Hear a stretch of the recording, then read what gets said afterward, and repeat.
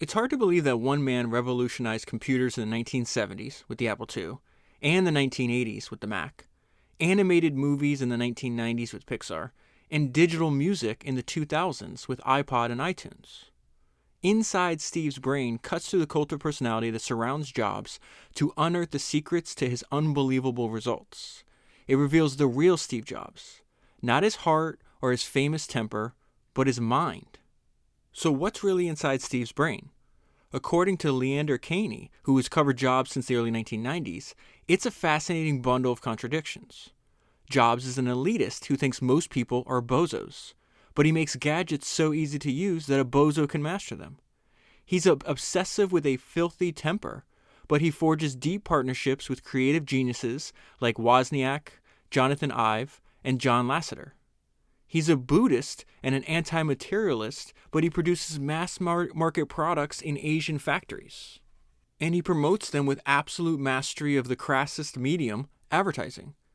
In short, Jobs has embraced the traits that some consider flaws: narcissism, perfectionism, the desire for total control, to lead Apple and Pixar to triumph against steep odds.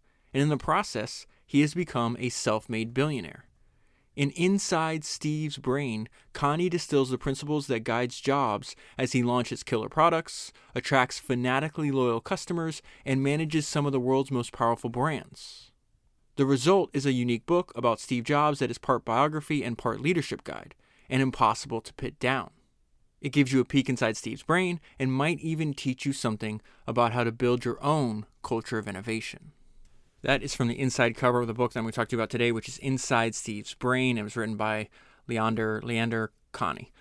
So I want to tell you real quick before I jump into the book. I want to tell you how I found this book. It's been recommended to me a few times over the years. Most recently, somebody recommended it to me. They had listened to Founders Number 178, which is the book about Jonathan Ive. And they pointed out, they're like, hey, do you know that guy that author rather? He wrote another book. It's this book, Inside Steve's Brain. I didn't make the connection previously, or maybe I did, but I forgot about it. But anyways, that made me think of it. I was like, okay, you know what? I have to read that book because I thought Kahney did such a great job with the Jonathan Ive book. So when I went to buy the book, I realized that there's been an updated version, and there was an updated version, a reprint with additional chapters after Steve passed away. And I didn't want that. I wanted this to be a period piece. So this book was written in 2007. We're 10 years into the return of Steve Jobs to Apple. The iPhone has just been released. It looks very promising, but it's not a tenth or a hundredth of what it is today. And I think there's value in reading a book that's like a snapshot in time. So I've done this before. I've done six different podcasts, 6 different books on Jobs. Most of them are biographies. 2 out of the 6 were like, it talks about, one was the book Insanely Simple, which is Apple's approach to marketing, and it's more of like a business book, right?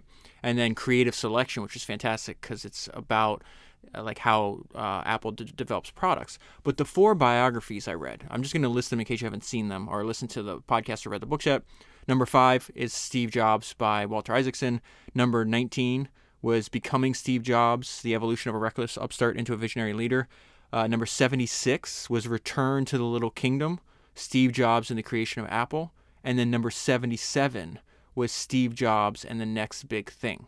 Many of those books I'm going to wind up rereading in the future and recording another podcast on because they're so valuable. But the reason I'm bringing this to your attention now is because I would actually read them in the opposite order that I read them. I would start with Michael Moritz's book, Return to the Little Kingdom, Steve Jobs and the Creation of Apple. And if you can actually get the original copy of the book, it's called The Little Kingdom. I got the updated version in 2009. But what's amazing about that book was published in 1984. So it covers the first 7 years of the history of Apple. And we see it's a snapshot in time, just like this book is, a snapshot in time to a young Steve Jobs and the way he talks and thinks about products. And a lot of the traits that are in that book, he carries on for multiple decades. And what's really wild about that is, you and I always talk about the idea that like a lot can change in one lifetime. The author of that book, he was a reporter for Time magazine when he wrote that book, and then he gets into investing. He's a billionaire. If you fast forward to present day, like he's a billionaire investor.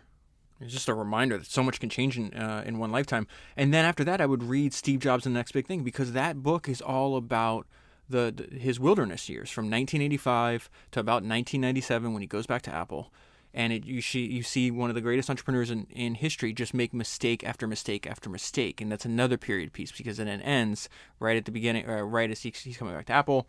And then I would read Becoming Steve Jobs, which is like an overview of his life, and then Steve Jobs by Isaacson. And the reason I would put Steve Jobs by Isaacson last is because Steve actually worked, even though Steve Jobs by Isaacson was published before Becoming Steve Jobs, is because Steve worked hand in hand with Isaacson on that book. And the way that book ends, he knows he's going to die, and he's reflecting on the lessons he learned and how he looks at the process of company building and dedicating his entire life to Apple. Just even if you read the last few chapters, obviously read the whole book. It's gigantic.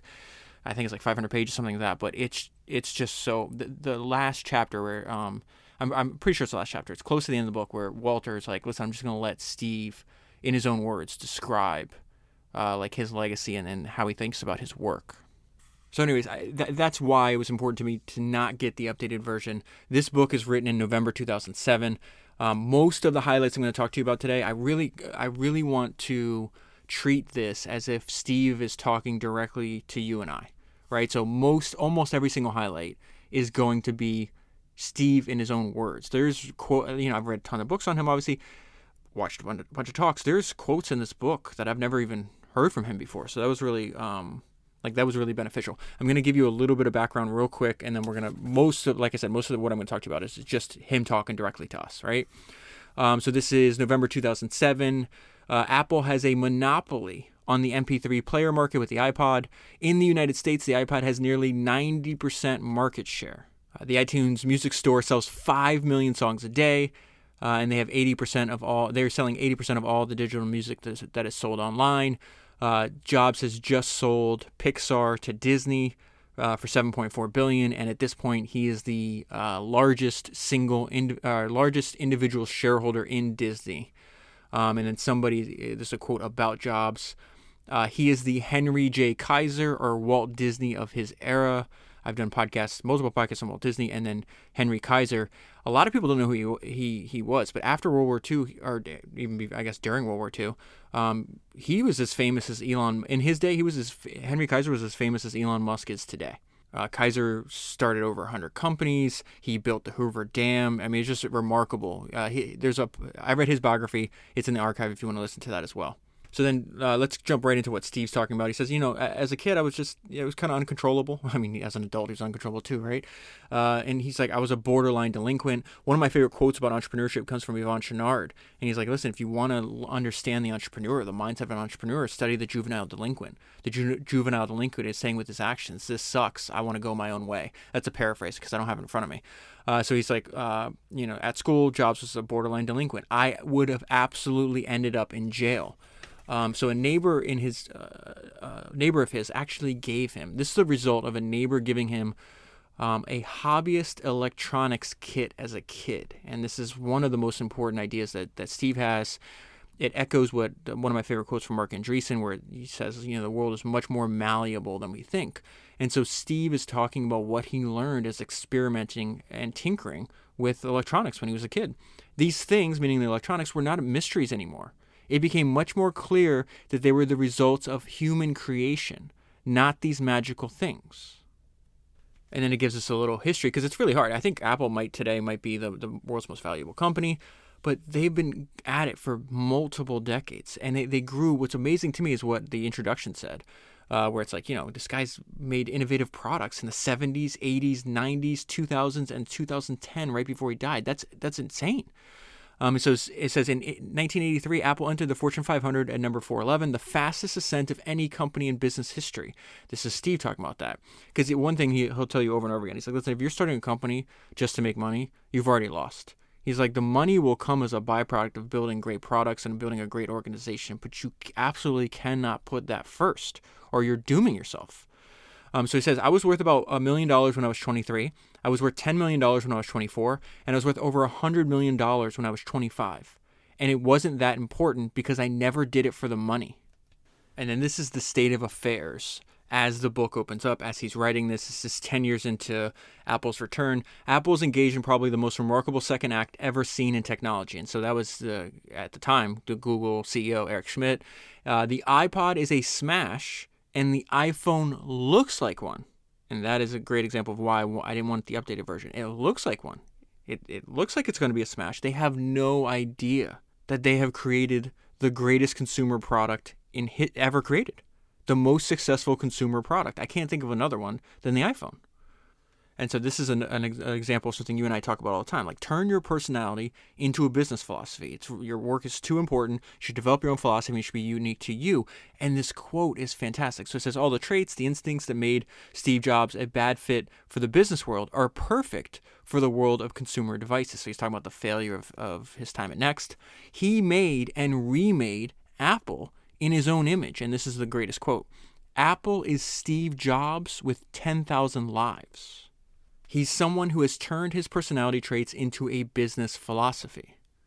And here's a great quote from Steve Jobs. I don't think I've ever come across this quote, and I absolutely love it. This is Steve Jobs' resume at Apple's .Mac website.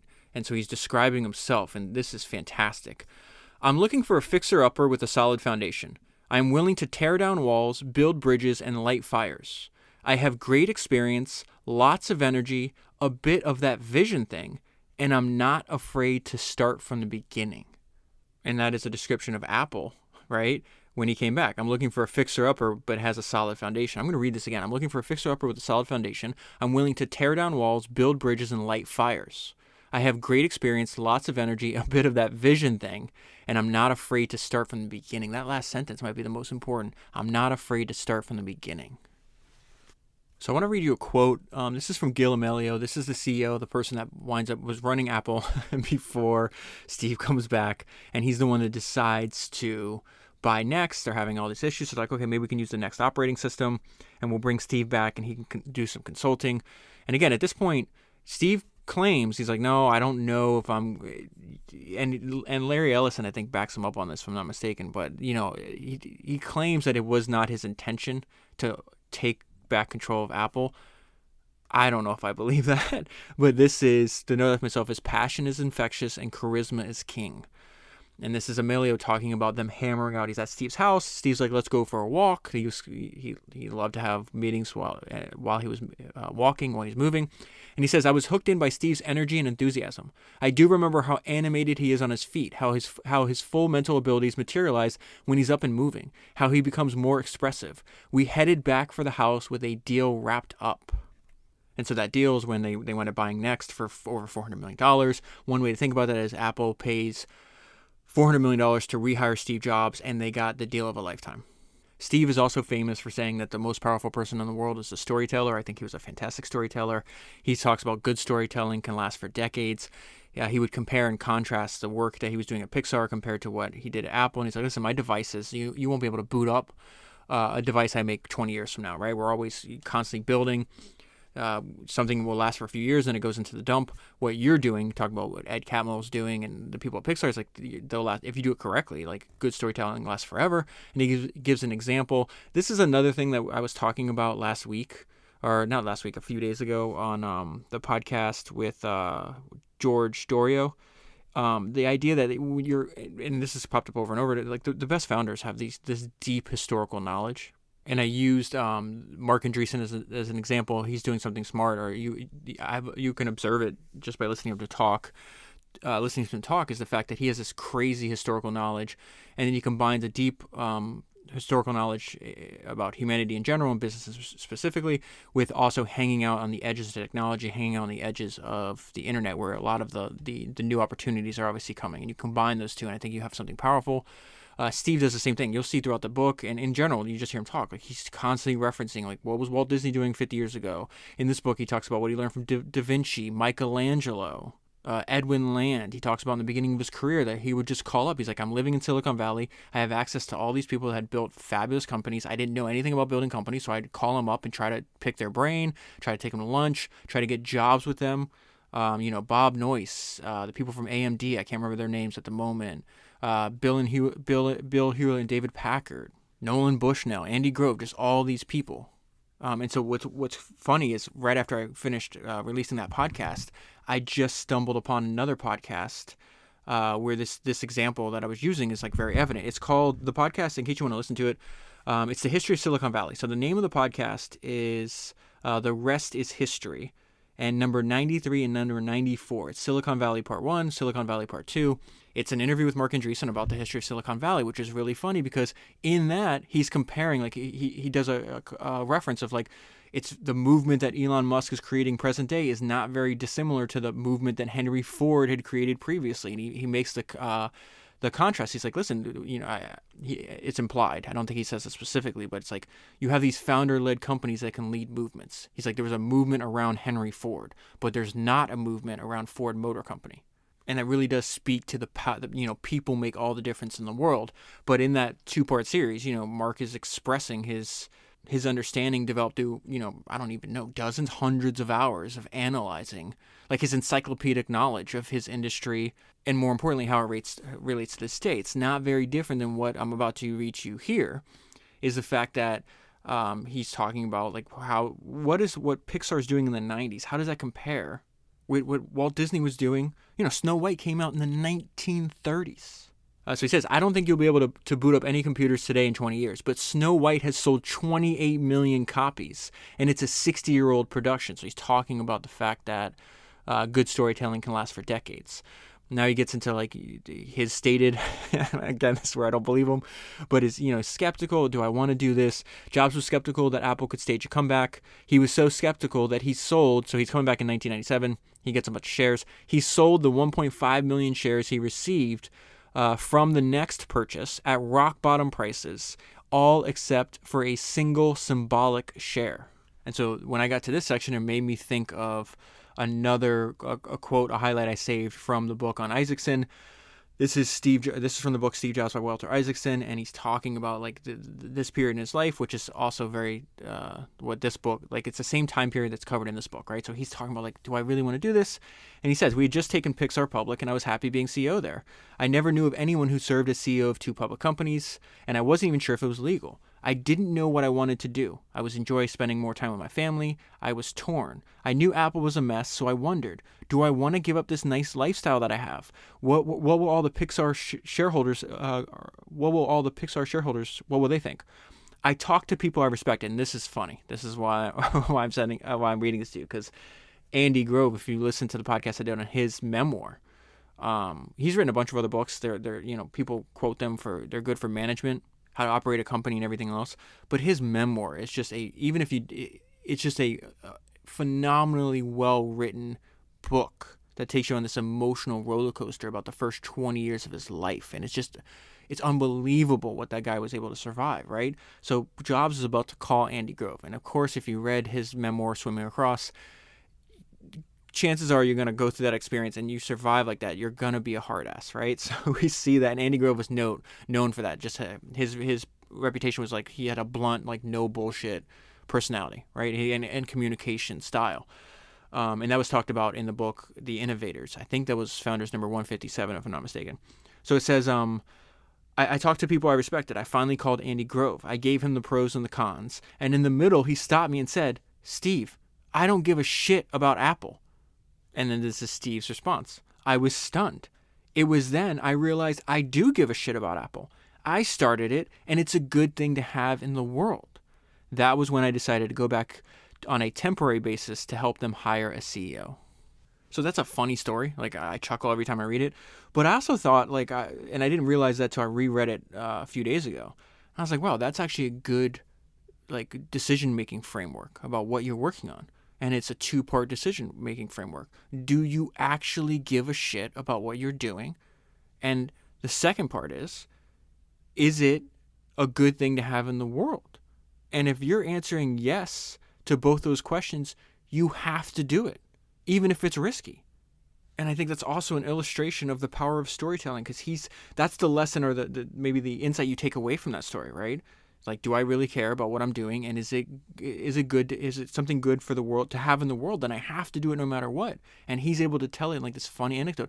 I read that a long time ago. I've never forgotten it. years and years. It just sits in your brain. So that's another thing where maybe the thing I respect most about Steve Jobs, and I do have like, granted, like I definitely think like he's one of my favorite entrepreneurs ever. And I don't think that's like a very profound thing I'm saying. Even if you don't think he's the greatest entrepreneur in history, he's definitely on Mount Rushmore. If there's a Mount Rushmore of entrepreneurs in human history, he's definitely on it. But when I analyze everything, like the way he approached his work, the results of his work, the thing I might respect the most or admire the most, or maybe the trait, maybe the better way to say this is like the trait that I want and the ability he had that I want is like I've never come across somebody that thought clear. His ability to how clear his thinking is when you read his words and you read his biographies. He was a crystal clear communicator, and I think that's how he was so successful in getting people. You can't do a lot of things by yourself, right? You have to get the collaboration of other people, and I think that was one of the obviously he's a great storyteller as well, but he was just, there was no ambiguity in that book, Creative Selection, which is written by a programmer, Ken Kosienda, I think his name is. He worked on the keyboard for the original iPhone. He worked on Safari, and it escapes my memory what the other projects he worked on. But he says something about that, how every decision making, like he called Steve Jobs like the Oracle of Delphi. But he's like the Oracle. When you go to an Oracle, in the mythology, they'd come back. You ask him a question, he'd come back with like a riddle. He's like, no, Steve wasn't like that. It was crystal clear. You knew exactly what he wanted you to do next. And I think that's extremely powerful. Let's go to the beginning when he's coming back to Apple. And again, he's just doing from top to bottom. Once he starts taking over control, he's trying to figure out like, what do I have here? Like, what are the product line? What's the product line need to be? Do I have, what's the financial resources I have? What are the people? Like, what's happening here? And really, this is something we discovered when we study what Jeff Bezos and Amazon does so well. It's just like, it could all be so simple. Like, just look at things from the customer's perspective and then work backwards from that. This is a quote from Steve talking about the product line. This doesn't make any sense. What are we doing here? What I found when I got here was 1,000,001 products. It was amazing. And I started to ask people, why would I recommend a 3400 over a 4400? When should somebody jump up to the 6500 but not a 7300? And after 3 weeks, I couldn't figure this out. And if I couldn't figure this out, how could our customers figure this out? Okay, so at this point in the book, this is when he's doing the survey. He's going through everything. I have more notes. I wrote longer notes than highlights on this book. And so I'm going to go through one by one, just tell you what thought spawned my mind, what spurned in my mind. I don't know what word I'm looking for there. What thought came to mind as I read this. So it says, he immediately embarked on an extremely thorough survey of each and every product, and he went through the company piece by piece. So I know that myself is here. That's a smart idea to do, not just for turnarounds. Like, why don't every couple months, every year, whatever it is, do the same thing in our own company, right? He immediately embarked on an extremely thorough survey of each and every product that we're making. He went through the company piece by piece, asking why. Does this still make sense? Like, that's a very simple idea, but very powerful, like, results. The second thing is, they're in a bunch of these meetings, and he says something. Someone started taking notes. Steve said, you don't need to take notes. If it's important, you'll remember it. So the thought that came to mind, you don't need to know everything, just the important things. Another one, he would sometimes ask hypothetical questions. If money were no object, what would you do? That's start with a question and work backwards. So we saw that with Jeff Bezos. I just mentioned that. An example, I think this was in the book Amazon Unbound, the most recent one written by Brad Stone, and he was getting a little pissed at he didn't think the team he put in charge of Amazon Marketplace was being ambitious enough, so he'd rip up their paperwork and stuff. And then he just said, and something that you see Jeff do over and over again, he starts with a question. So he's like, instead of let's keep having these meetings and we're wasting our time, he asked them a question: how would you get 1 million sellers into this marketplace? And that set the tone. One, it made his team way more ambitious. He told them, at that time, they're like, it's impossible. And two, he made it easy for them to start with the end in mind and then work backwards from that. And then the final thing that's happening on this page is, Steve is cutting a bunch of things, right? He's like, we got to keep cutting. If Apple's going to survive, we have to keep cutting. There was no screaming matches. There was no calling other people idiots. It was simply him saying, we've got to focus and do things that we can be good at. And so a lot of people, let me give some context that's happening in the book. Apple at the time was making printers. They're making millions of dollars a year doing this. And Steve's point was yeah, okay, we're making money at this. That's fine. but other companies can make printers just as good as we can. What they can't do, we need to focus on what we're best at, what we can do that no one else can do. No one can make a better computer than us. That makes me think of his hero, Edwin Land, founder of Polaroid. He has this fantastic, and he would do the same thing in his company. He's like, we're not diversifying into all this other garbage. Like, we made the world's first instant camera. And so he would say, and one of the quotes I love from Edwin Land, he said, listen, my motto is very personal and may not fit anyone else or any other company. It is, don't do anything that someone else can do. Is that not what Steve Jobs is telling his team? Somebody else can make another printer just like us. They can't make an Apple computer. Let's focus on that. So one of my favorite videos you can watch on YouTube is just type in like Steve Jobs on marketing. And he goes in, he talks about marketing is about values, and he's giving a speech. He's explaining his thinking behind what winds up being one of the greatest Apple ads ever. It's Here's to the Crazy Ones. What he says here, this is just a paragraph. It's fantastic. I'm going to read this to you. Jobs realized that while the product sucked, the Apple brand is still great. He considered the Apple brand as one of the core assets of the company and perhaps the core asset. Now we get in direct quotes from him. What are the great brands? Levi's, Coke, Disney, Nike? Most people would put Apple in that category. You could spend billions of dollars building a brand not as good as Apple. Yet Apple hasn't been doing anything with this incredible asset. What is Apple after all? Apple is about people who think outside the box. People who want to use computers to help them change the world.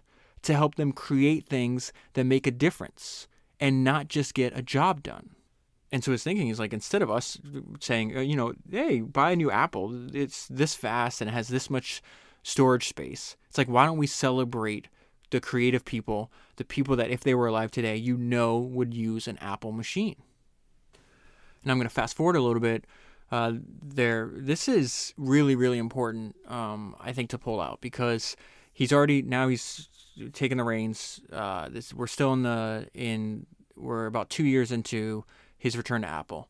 And the note of myself is, this is Steve Jobs, one of the greatest founders ever. And he is full of doubt and uncertainty. Why do you think you can get away without having doubt and uncertainty, right? I've never been so tired in my life. I come home at about 10 o'clock at night and flop straight into bed. And then I haul myself out at 6 the next morning, take a shower, and then go straight to work. I wouldn't be honest if some days I didn't question whether I made the right decision. So what does he do? He does what every other human does. He looks to others for inspiration. This is not very different to what James Dyson was saying. He's like, listen, it's easy for me. I now own 100% of a company that's worth tens of billions of dollars. I've spent decades after decades releasing all these new innovative products that people all over the world love. And it's easy for me to say, oh yeah, don't give up on your dreams. But he talks about in his autobiography, which is why that book is so important. He's like, I crawled in the house covered in dust, depressed, thinking that I was just going to go on making prototypes, never going backwards, never going forward for the rest of my life. And what did Dyson say? He says, I looked to people like Isambard Kingdom Brunel. And at times in my own story, when I wanted to give up, I looked to him, and I don't have the exact quote in front of me, but he's like, I looked to the arc of his life to realize, okay, he went through periods like this too. And by identifying with him, it was able to give me the belief that my story would turn out okay in the end. That is, I'm paraphrasing, but that's exactly what Dyson was saying, right? How powerful, how much is the inspiration and the example of Isambard Kingdom Brunel, like how valuable to that is to Dyson? It's worth literally billions. It's the same thing here. What is he saying? I wouldn't be honest if some days I didn't question whether I made the right decision. What does he do? Jobs said he looked to his hero, Bob Dylan, for inspiration. And so he says one of the many things that Jobs admired about Dylan was his refusal to stand still. Many successful artists at some point in their careers atrophy. They keep doing what made them successful in the first place, but they don't evolve. If they keep on risking failure, they're still artists, Jobs said. Dylan and Picasso, another one of his heroes, and this is, again, goes back to just having that fundamental understanding of history. Da Vinci was a hero of his. Edwin Land was a hero of his. Dylan, Picasso, Einstein, just over and over again. So it says, if they keep on risking failure, they're still artists, Jobs said. Dylan and Picasso were always risking failure. Okay, so moving on, another thing about Jobs is there's no ambiguity with him. It's like 0 or 100. people, he would make really quick judgments about people. He would call them geniuses or bozos. And this is the importance of editing. So Jobs was all about, again, people, the quality people. And he's like, I'd rather just, instead of making a million products and having, a bunch of C and B players, like I'm going to cut everything. I'm going to go down to 4 products, and I'm only going to put my best people on every product, right? So he says, if we could make 4 great product platforms, that's all we need. We can then put our A team on every single one of them instead of having B or C team on any of them. And the result of this is that we can turn them out much faster. And so he winds up, I think they lay off something like 3,000 people. I forgot the exact number. It's a lot of people. And this is part of the reason why. Jobs insisted on a clear chain of command. The organization, the quote from Jobs here, the organization is clean and simple to understand and very accountable. Everything just got simpler. That has been one of my mantras, focus and simplicity. And it's funny that he says the hierarchies got easier to understand. He also didn't really care about hierarchy. If he wouldn't, let's say he wanted to talk to you about something and you needed to do a demo, he would go directly to that employee. He wouldn't go to that, even if that person had maybe 2 or 3 layers in between him and Jobs. He was just I want to talk directly to him. I don't need to go to his boss. One of Jobs' favorite maxims at Apple is focus means saying no.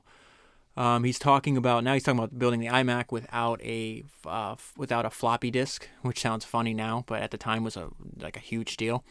And this is 1998. That's why it was a huge deal. And the note I left myself here is longer than the highlight. I'm going to read the highlight first. Jobs wasn't 100% sure of the decision himself, but he trusted his gut that the floppy was becoming obsolete. The iMac was designed as an internet computer. This is 1998. You will not be free of doubts. Think about what the product is. And the quote I jotted down, this quote I actually learned from Trader Joe. And he says his favorite quote about management ever was from Tex Thornton. Tex Thornton was the founder of Litton Industries, who also ties in. Litton Industries is one of the largest single investments by Henry Singleton and Claude Shannon. They made a ton of money on this guy's company. But Tex says, if all the facts could be known, idiots could make the decisions. And so a way to think about that is you're not going to be free of doubts. You're going to have to make decisions under uncertainty. If all the facts could be known, idiots could make the decisions. I like this sentence because it made me think, you can find out what you want your company to do by using examples of what you want your company not to be. And so he talks about one thing that it seems obvious to us now, I guess, but his focus is I'm selling computers to individuals. I'm not going after the business market. And his whole point is people are already doing that. That's just not fundamentally not interesting to me. The roots of Apple were to build computers for people, not for corporations. The world doesn't need another Dell or Compaq. Okay, so now we get to how Steve worked.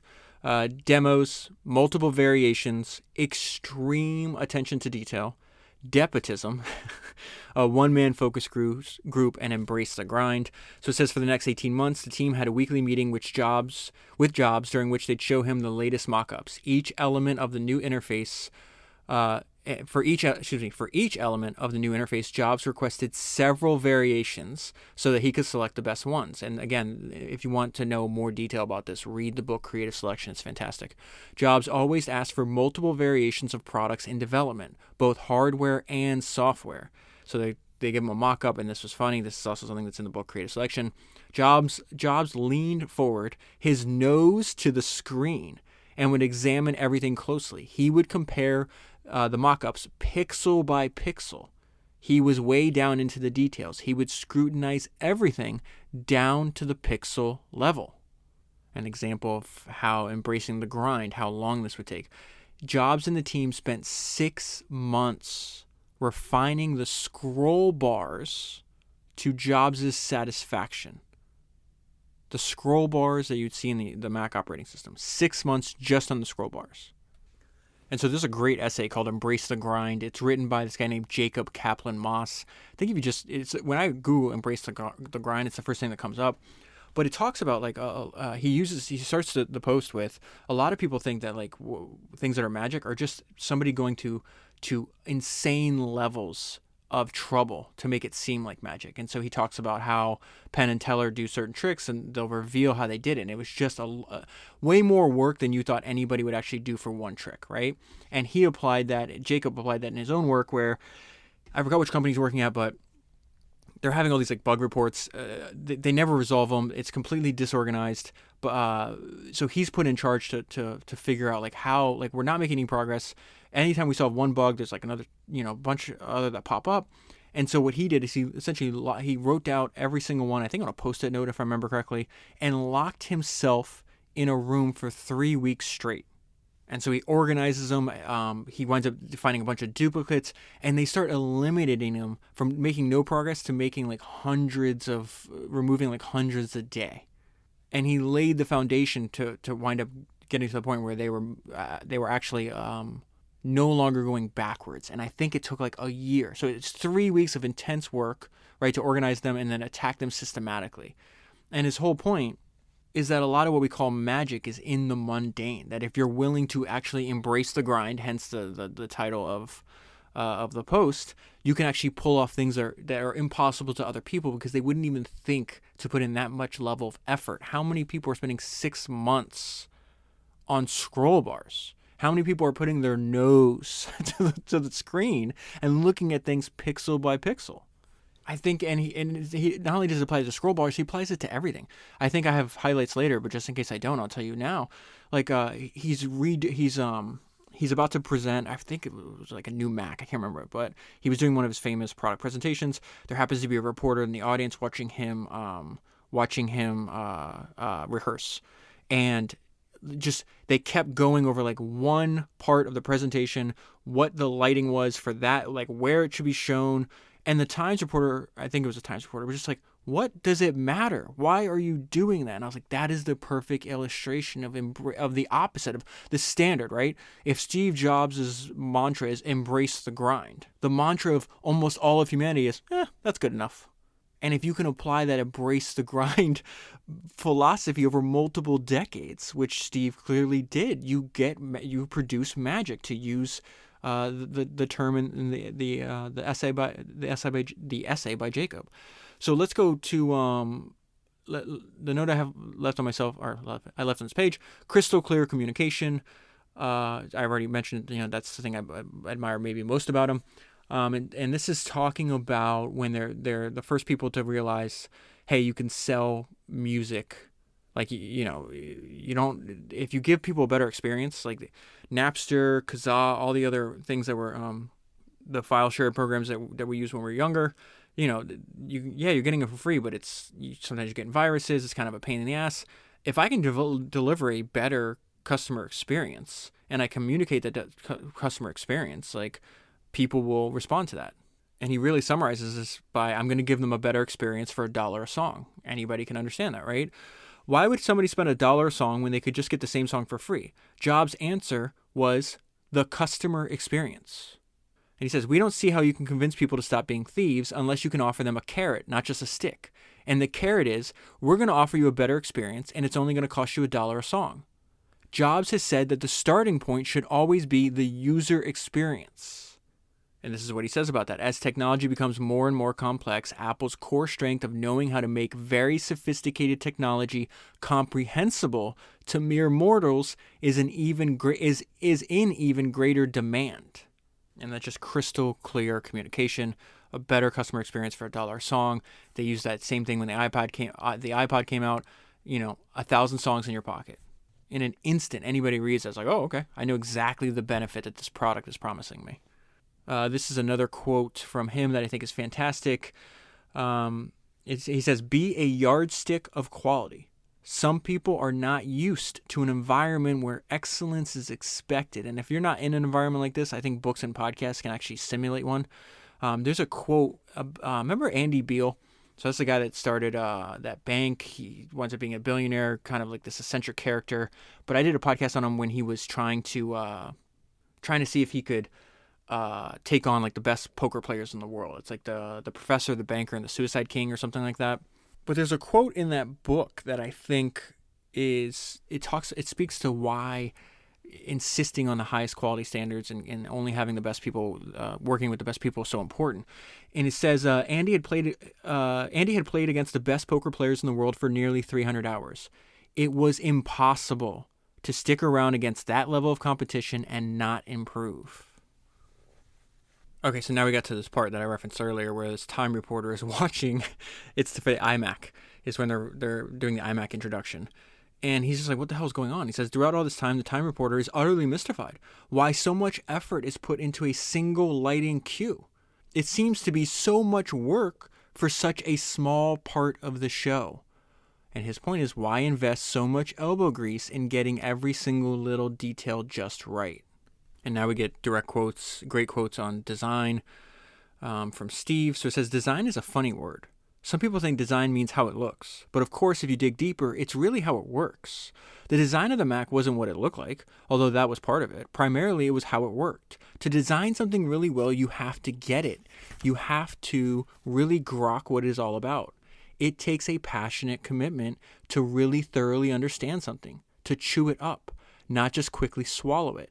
And then he's echoing the same point that you and I have been talking about for the last 10 minutes. Most people don't take the time to do that. And then he quotes some Romanian sculptor I've never even heard of, and this is a fantastic quote. Simplicity is complexity resolved. So it's simplicity is not ignoring the problems, it's solving them, right? When you start looking at a problem and you think it's really simple, you don't understand how complex the problem really is, Jobs said. Once you get into the problem, you see that it's complicated, and then you come up with all these convoluted solutions. That's where most people stop. See, he's doing that again. He's comparing and contrasting his embrace the grind ethos, right, to how most people do, or to what most people do, rather. So it says that's where most people stop. And the solutions tend to work for a while, but the really great person will keep going. They'll find the underlying problem, and they'll come up with an elegant solution that works on every level. And if you think, I fast forwarded way in the story, but if you think about what the Times reporter is saying, it's like, why are you going through such work for every little detail? This is a great maxim by Steve, but it also could be an answer to the confusion that the reporter is experiencing. Jobs says, a great carpenter isn't going to use a lousy piece of wood for the back of a cabinet, even though no one's going to see it. So this is Jobs again on the importance of the quality of people you have. And really think about this is you can't delegate the job of selecting the talent. Like you have to do that. I always consider part of my job was to keep the quality level of people in the organizations I work with very high. That's what I consider one of the few things I actually can contribute individually to really try to instill in the organization the goal of only having A players. In everything I've done, it really pays to go after the best people in the world. And then once you hire the best people, then your job is to remove obstacles from them. He's talking about the development of the Macintosh. I thought this was fantastic. The people who are doing the work are the moving force behind the Macintosh. My job is to create a space for them, to clear out the rest of the organization and keep it at bay, Jobs said. And then this is Andy Hertzfeld, who worked with Jobs forever, and he put it more bluntly. He says, the most important thing Steve did was erect a giant shit-deflecting umbrella that protected the project from the evil suits across the street. And then something that's also apparent if you study Steve Jobs is like how important marketing was to him. And it says, advertising has always been extremely important to Jobs, second only to technology. Jobs' long-stated ambition is to make computers accessible to all, which to him means they have to be advertised to the public. Quote from him, my dream is that every person in the world will have their own Apple computer. To do that, we've got to be a great marketing company. And so if you really analyze what he's saying there, if you believe your product will improve the lives of your customer, you have a moral obligation to get good at marketing. Because the better you get at marketing, the more people will know about your product, the more people that get to experience the benefit that your product provides. This is Jobs on passion and not giving up. He says, without a passionate commitment to your work, you might lose interest in it and abandon it. Unless you have a lot of passion about this, you're not going to survive. You're going to give up. So you've got to have an idea or a problem or a wrong that you want to right that you're passionate about. Otherwise, you're not going to have the perseverance to stick it through. I think that's half the battle right there. Later on, he's given this interview. I think this might be in the 80s, actually. He says, I've always been attracted to the more revolutionary changes. I don't know why. Because they're harder. They're just much more stressful emotionally. And you usually go through a period where everyone tells you that you've completely failed. And he's saying he's attracted to that. How crazy is that? And I like this too. He's like, you don't start out trying to innovate. You just start out, your focus is on making the best product possible. And if you follow that path, then you can't help but innovate. So he's like, when he was asked by a New York Times reporter if he ever consciously thinks about innovation, he responded, no. We consciously think about making great products. We don't think, let's be innovative. Let's take a class. Here are the 5 rules of innovation. Let's put them up all over the company. Jobs said trying to systematize innovation is like somebody who's not cool trying to be cool. And this is funny. It's painful to watch. It's like watching Michael Dell try to dance. His heroes are some of the industry's greatest inventors and entrepreneurs. Henry Ford, Thomas Edison, Edwin Land. Jobs often spoke of Land. Steve lionized Land. He saw in Land, one of America's greatest inventors. And so we get this great description. This is in the 80s. Land had already been kicked out of his company. Steve's is about to be kicked out of his company in like a year or two from there. And so it says, this is a description of them meeting. And this is when Land just retired. He's like, forget this. I'm just going to dedicate all my time to science. And so it was a fascinating afternoon because we were sitting in the big conference room with an empty table. Dr. Land and Steve were both looking at the center of the table the whole time they were talking. Dr. Land was saying, I could see what the Polaroid camera should be. I'm going to restart this over because this is fantastic. Okay, ready? I could see what the Polaroid camera should be. It was just as real to me as if it was sitting in front of me before I had ever built one. And Steve said, yeah, that's exactly the way I saw the Macintosh. If I asked someone who had only used a personal calculator what a Macintosh should be, they couldn't have told me. There was no way to do consumer research on it. I had to go and create it and then show it to the people and say, now what do you think? Both of them had this ability to, not invent products, but discover products. This is wild, man. Both of them said these products had always existed. It's just that no one has ever seen them before. We were the ones who discovered them. The Polaroid camera had always existed, and the Macintosh had always existed. It was a matter of discovery. Steve had huge admiration for Dr. Land. He was fascinated by him. And not only do I think that's an interesting part to read, but just this idea where you finally find someone that's like, that I'm like that too. And in Jobs' case, he actually got to meet this person. In most people's cases, you have to find these people that you identify with, usually through books or some other medium, right? But once you do, it is a way to realize, okay, I'm on the right path. This reminded me of a great story that Kobe Bryant told one time. And it's like he's getting ready to play Jordan for the first time. He grew up idolizing Jordan, copying his moves, learning from him as much as possible. And so they're about to play, and his teammate comes up to him. And Kobe's telling the story. Teammate comes up to him and is like, hey, can I give you some advice? And his teammate goes, whatever you do, don't look Jordan in the eye. And Kobe said, excuse me? Why the hell would I not look him in the eye? And then Kobe says, I don't think my teammate understood. I'm that too. You can't fucking look me in the eye either, buddy. And I think Jobs realized the same thing. He's like, I'm that too.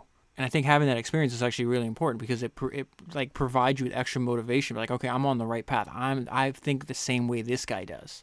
And I just love the idea of sitting there thinking of a young Steve Jobs. What is he at that age? Maybe 28, 29 years old, sitting there. If you think about it, put it in his shoes, a 28, 29-year-old Steve Jobs talking to his idol, right? 95% of Steve Jobs' accomplishments are in the future and realizing, I think that way too. And look what this guy that thinks like me was able to accomplish. I don't know. I just love that. And I love the way that you can distill that down into what Kobe said. I'm that too. All right, so this is why Jobs always focused on the quality of the product first. Jobs noted that Apple had a monopoly on the graphical user interface for almost 10 years, which sowed the seeds for its demise. Instead of trying to develop new breakthrough products, the company concentrated on making maximum profits from its interface monopoly. The product, this is a quote from Jobs, the product people aren't the ones that drive the company forward anymore. It's the marketing guys, are the ones who expand the business into Latin America or whatever new market. Because what's the point of focusing on making the product even better when the only company you can take business from is yourself? Jobs said in situations like this, the people who built the company in the first place, the product-oriented staff, tended to become replaced by those with a sales focus. Then one day, this is Jobs still talking, then one day the monopoly expires for whatever reason. But by then, the best product people have left, and they're no longer listened to. And so then the company goes through this tumultuous time, and it either survives or it doesn't. And so the antidote to that, Jobs' point is like, don't ever take your focus away from the product. The quality of the product has to be the first thing that you're focused on. And he's going to expand on this a couple pages later, and it's really on the importance of your motive. And I think I've heard him express this idea, but not in these words before. Jobs uses as inspiration Hewlett-Packard, one of the first Silicon Valley companies, and one that has always had a strong engineering culture. The older I get, the more I'm convinced that motives make so much difference. So much difference, Jobs said. HP's primary goal was to make great products, and our primary goal here is to make the world's best computer, not to be the biggest or the richest.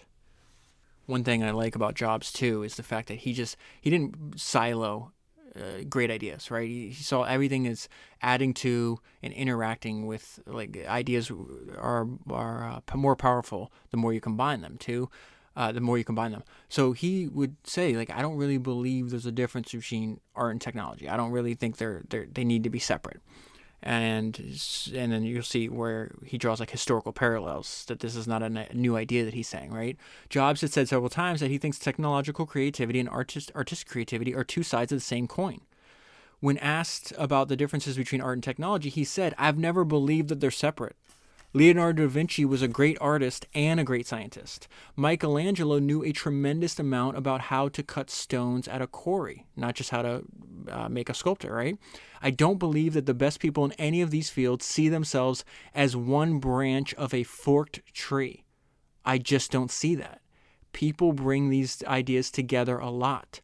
Dr. Land at Polaroid said, I want Polaroid to stand at the intersection of art and science. And I've never forgotten that.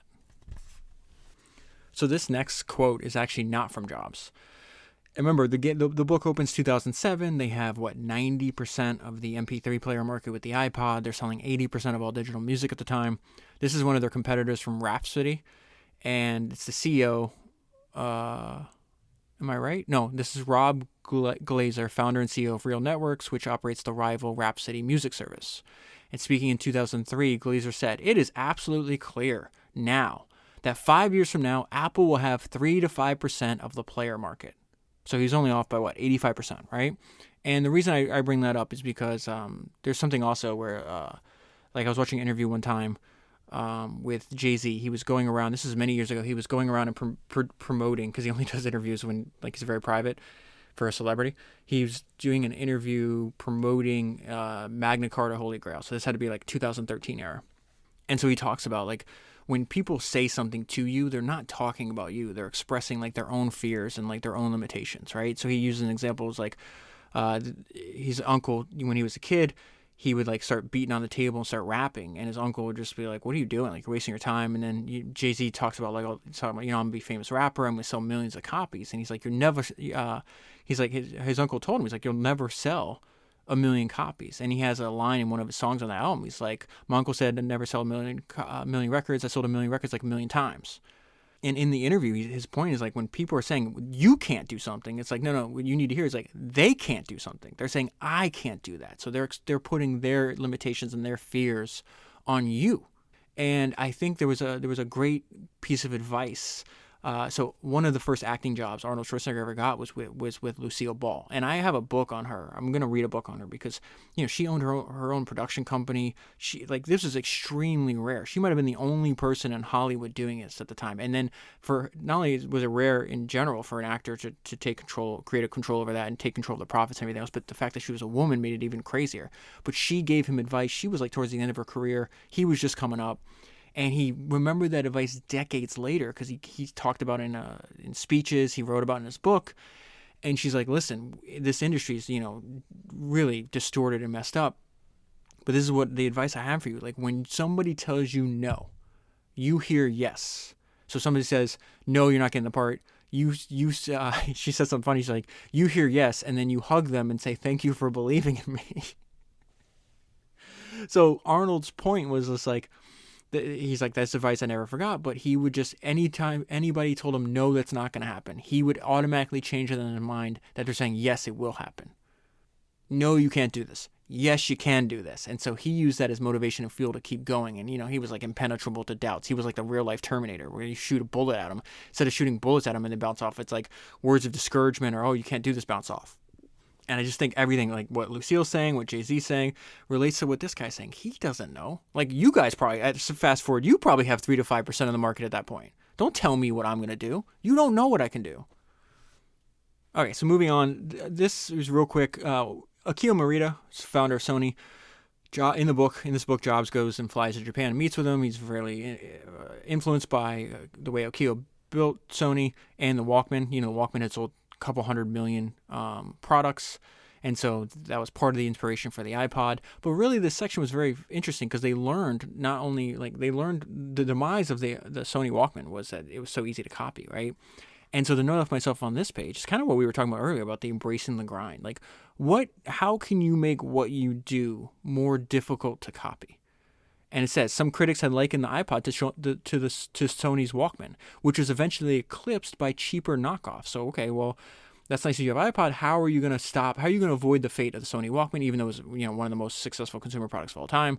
And it says the iPod is substantially more difficult to copy than the Walkman was. It contains a whole, and this is because of Jobs' philosophy on maintaining complete control and being completely integrated, right? The iPod is substantially more difficult to copy than the Walkman was. It contains a whole ecosystem of different elements which coordinate with each other: the hardware, the software, and iTunes, the iTunes store, that is.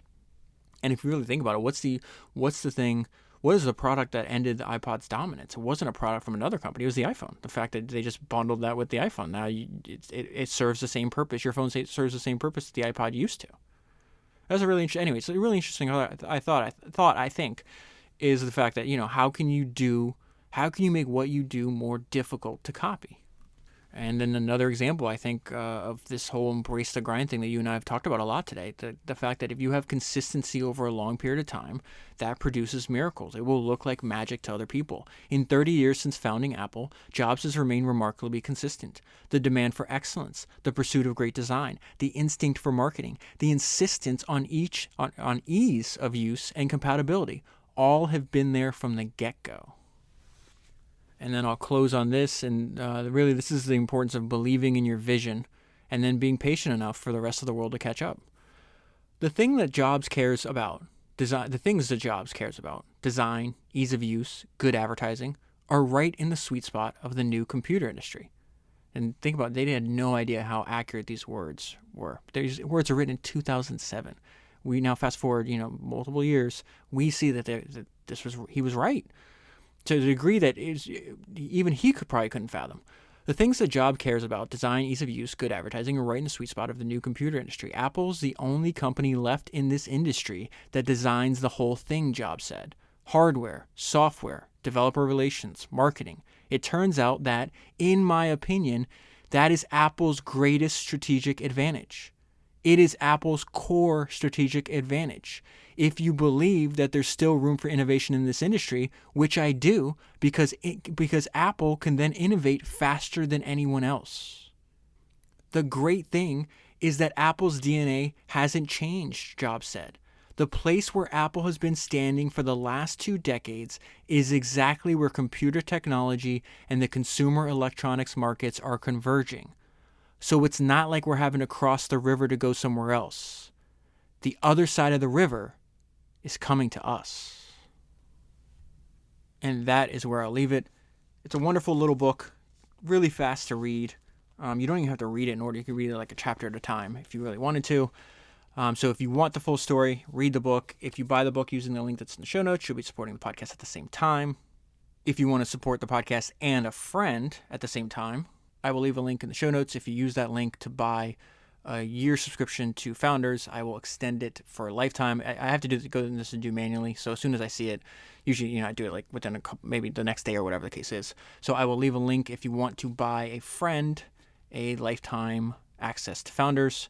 That'll help your friend, help the podcast as well. That is 204 books down, 1,000 to go. I will talk to you soon. And in the meantime, I will be embracing the grind.